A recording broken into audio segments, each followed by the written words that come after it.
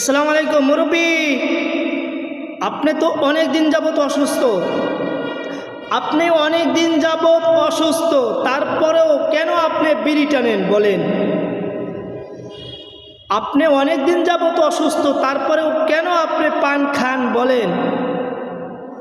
Doctor আপনাকে বলেছে বিড়ি খাবেন না, পান খাবেন না, সম্পূর্ণ আপনার নিষেধ। তারপরেও আপনি বিড়ি ছাড়তে পারেন না। কিন্তু যখন আপনাকে নামাজের কথা বলা হয়, তখন আপনি বলেন হুজুর আমি অসুস্থ, মসজিদে যাইতে পারি না। আপনি অসুস্থ অজুহাতে মসজিদে আসতে পারেন না। কিন্তু যখন আপনার পানের নেশায় ধরে, যখন আপনার বিড়ির নেশায় ধরে, তখন ঠিকই কিন্তু আপনি দোকানে আসতে পারেন। সেটা কেউ বন্ধ করতে পারে না। সেটা পালিয়ে হলেও আপনার খেতে হবে। এই হলো আমাদের